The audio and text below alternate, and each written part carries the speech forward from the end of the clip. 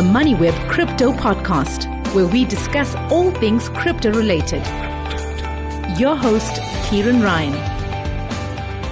Few people seem to have noticed, but Africa's cell phone moment arrived in the financial world when stablecoins all of a sudden appeared about 6-7 years ago.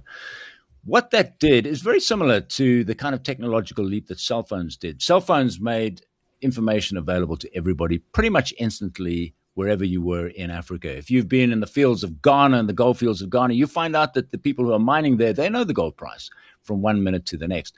Well, what will stablecoins do that is so revolutionary around Africa?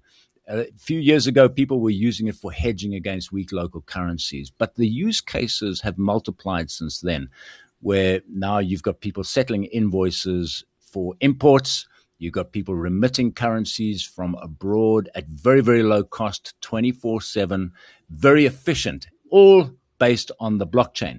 The big problem that we faced in Africa is how do you filter that down to the micro level, to the street trader? How do you get to pay them in stable coins or in crypto? Well, one person who's been keeping an eye on this is Nzuli Chitembo, founder of RiskBlock, which is Moody's for the crypto world. And he's also a CTO in residence at Enza Capital, spelled E-N-Z-A. That's a venture capital fund investing in tech-enabled businesses across the continent.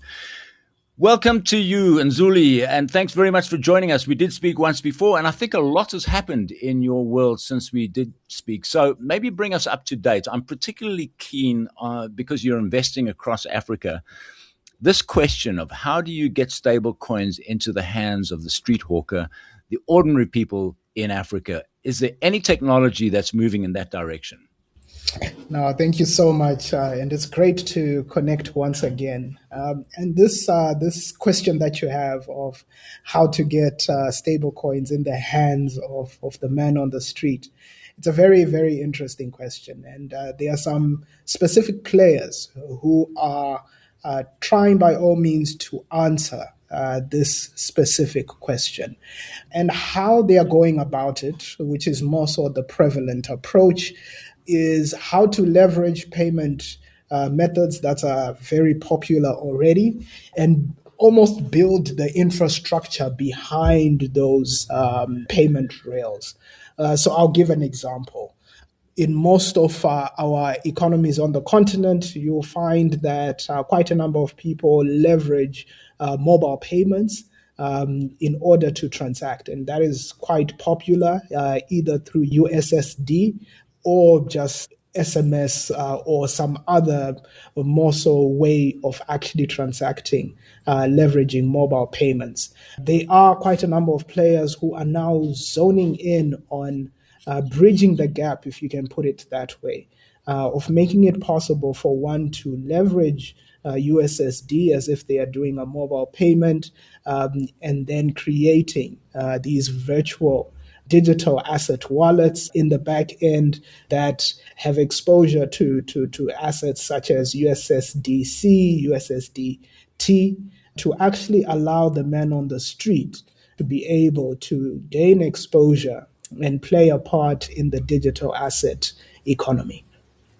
Right. Now, the last time we spoke, we were talking to you about RiskBlock, which, as I mentioned in the introduction, is really a kind of a Moody's for the crypto space. So but maybe just quickly tell us about RiskBlock, what it does. This is really part of the evolving frontier of the crypto space where you need people to get some clarity and certainty. Are they transacting with trusted partners when they're dealing with crypto? Am I correct in phrasing it in that way? Yes.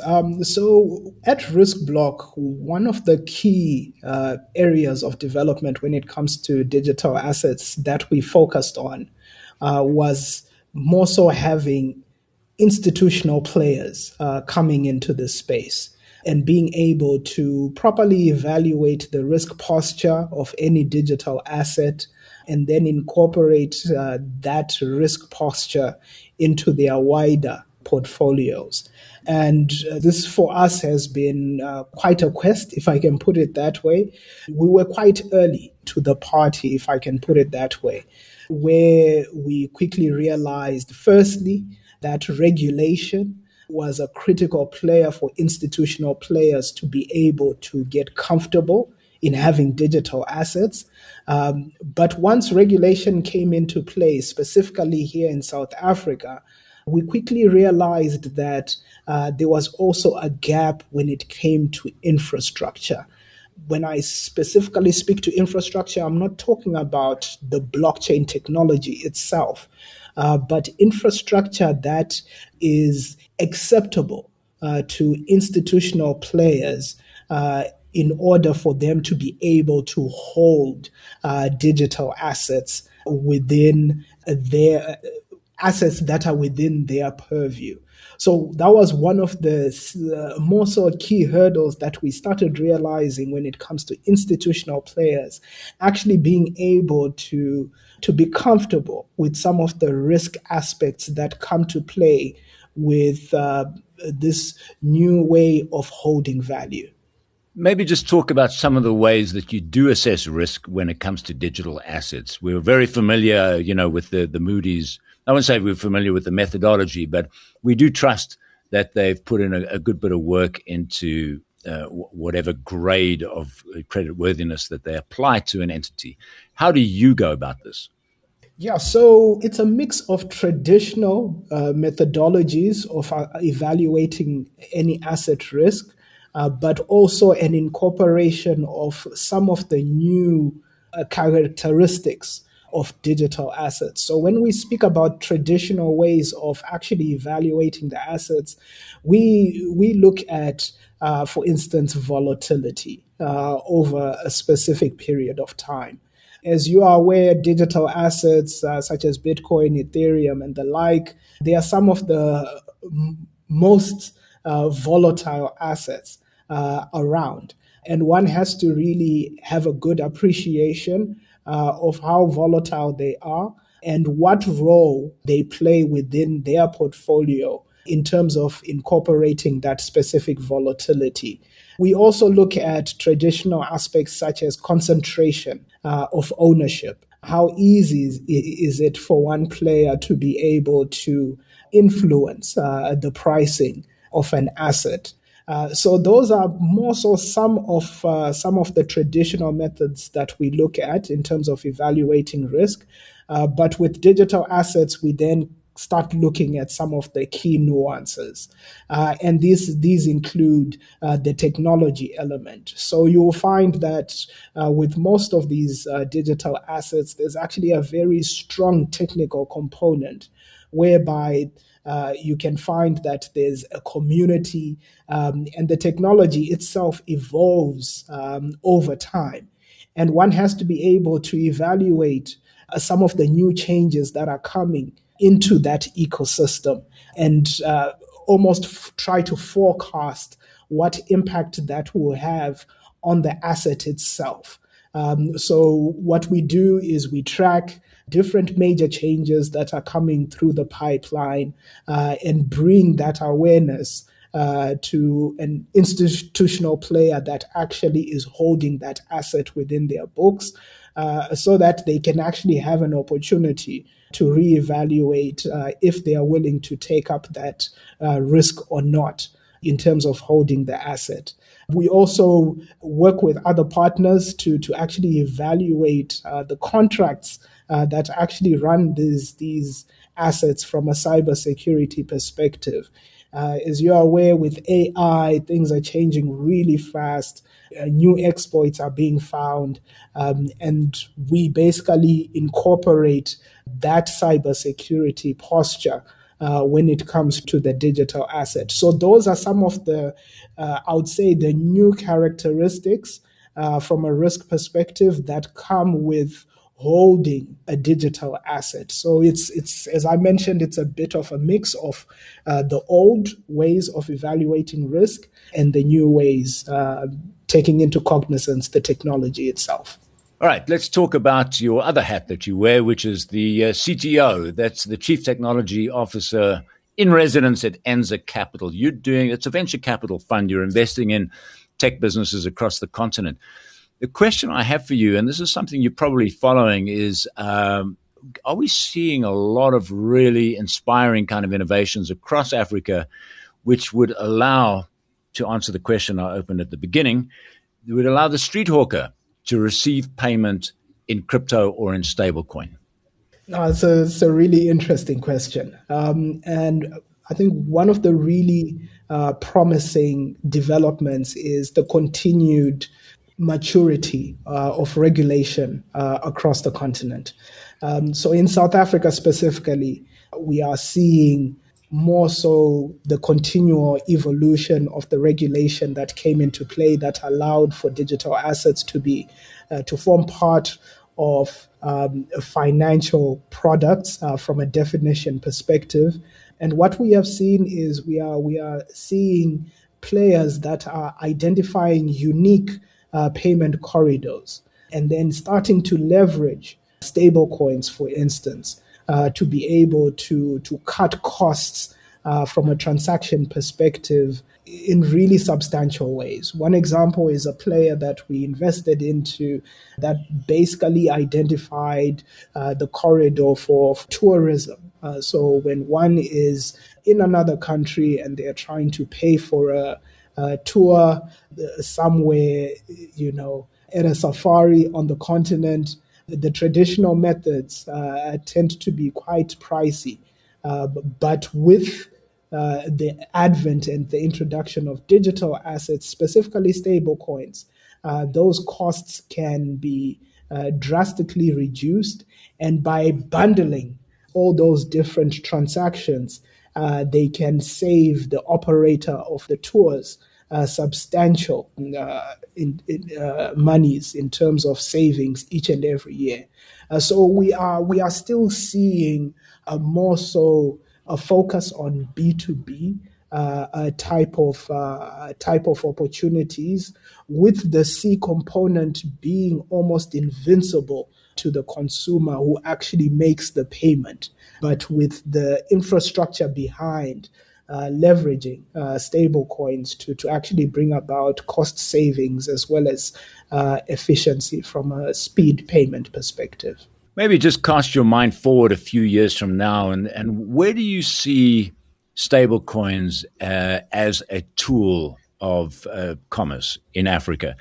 Are we going to see the street hawker with a wallet very familiar with how to use the wallet, how to accept and how to make payments in stablecoins and crypto? Or is that still something very, very distant in your mind?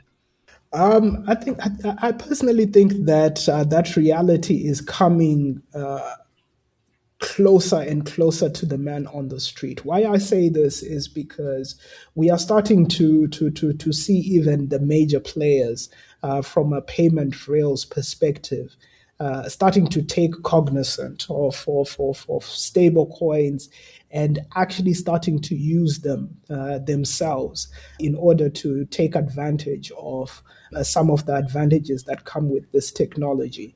In South Africa, I mean, I'm impressed by one of the players that is leveraging Bitcoin specifically to be able to pay at your local grocery. I think that is one method of being able to leverage digital assets from a day-to-day perspective. But I'm more so very, very interested in what potentially we can start seeing in the future, where mobile network operators running mobile payment platforms will start seeing the advantages of leveraging digital assets directly within their wallets, instead of having these new players, if I can put them that way, that are trying to bridge the gap. And I see this reality much closer than most people. If you have been noticing, just last week we saw the launch of Zaru, which is an institutional grade stable coin for the South African rand, where we are seeing major banking entities, Web3 exchanges, technology partners, and even major asset managers coming together to be able to provide a stable coin that is pegged to the South African rand.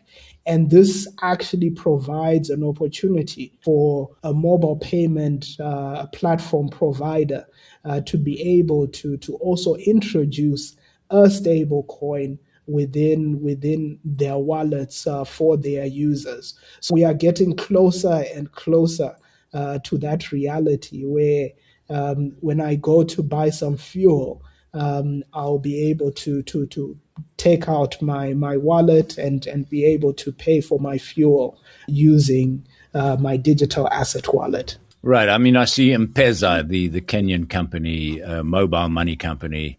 I think they've got about 66 million customers. They recently launched a project with ADI of Abu Dhabi where they will be able to offer, and their customers will be able to spend stablecoins. To that point that you just made, you see the mobile money groups who've already got a lot of infrastructure in place moving into the stablecoin space rather than people trying to bridge the gap between where we are now and the traditional legacy mobile money systems. Yes. I think it's a natural evolution. They might not necessarily want to jump on the opportunity and be the first movers. However, because of the advantages that come with this technology, it's something that, in my view, is quite inevitable.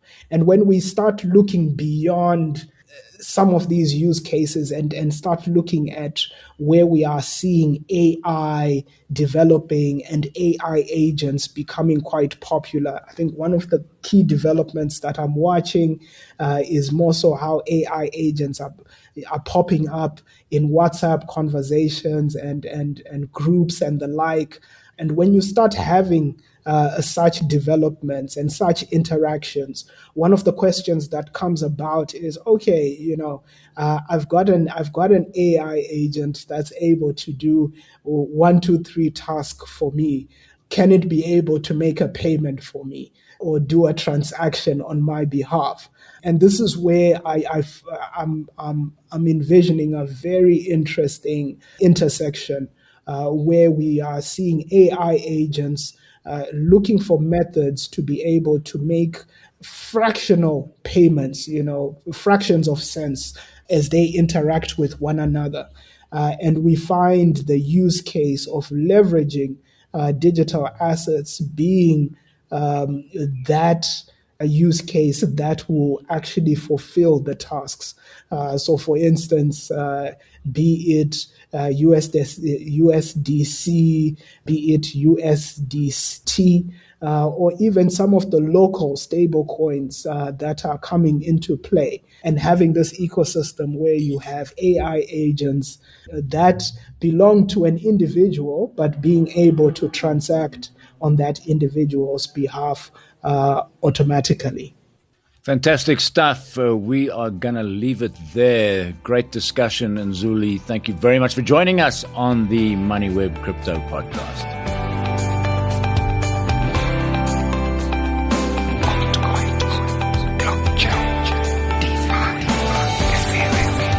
Thanks for listening to the Moneyweb Crypto Podcast, hosted by Kieran Ryan.